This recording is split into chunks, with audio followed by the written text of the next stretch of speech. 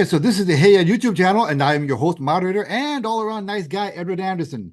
Okay, so this is a pretty serious video. I haven't done one of these for a while, but it's important that we revisit this topic, and that is regarding the financial system. And there's something going on right now in Japan that you have to know about. Okay, so many times I've talked to you about the litany of potential black swan events that could destroy our financial markets. And of course, the biggest one of those issues is the massive amount of global debt. I mean, here in America, our national debt now stands at over $34 trillion. We are being swamped by the interest payments on our debt. Now, America is the most prominent example of that issue, but the truth is the world economic system is flooded with really bad onerous debt. And this is one big Ponzi scheme. Now, so far, we've been able to skirt disaster just by a little bit. But what's going on in Japan might be the pin that pops the bubble.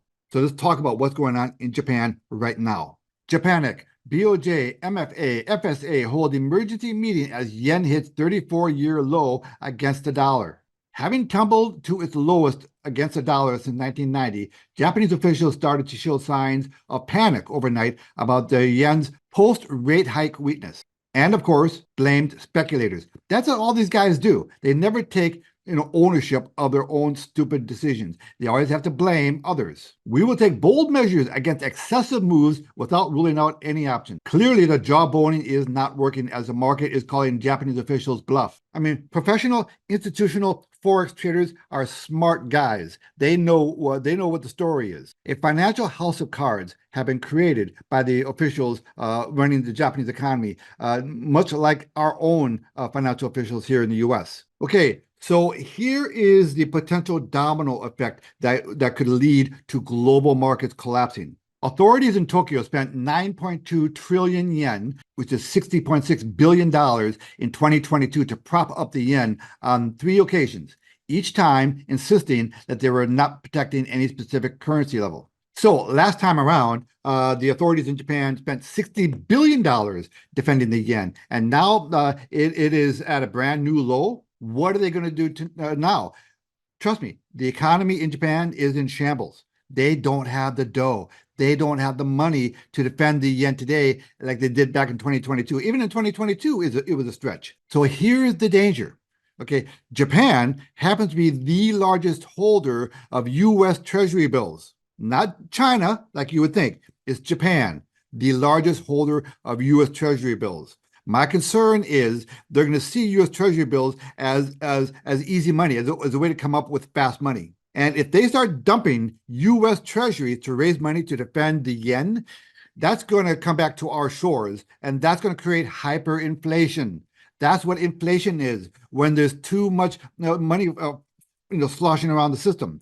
That's why this money printing by our federal government has led to such bad inflation. And another consequence of this is Japan is probably going to start turning toward China and start making and entering into talks to join the BRICS coalition. Remember, the BRICS coalition is a coalition of governments around the world to fight dominance of the US dollar as the world's reserve currency. So Japan, which is a staunch ally of the U.S., they could end up joining the BRICS alliance. The U.S. dollar has already lost a lot of prestige throughout the world, a lot of it having to do with the efforts by the BRICS coalition. Okay, another domino that's going to hit is that the Federal Reserve right now is going to start, they're going to start thinking twice now about lowering interest rates. Now, we've had a rally recently in the market, largely on belief that the Federal Reserve would start cutting rates a little bit this year. And so the market has had a little bit of a sugar high. This is all smoke and mirrors, guys.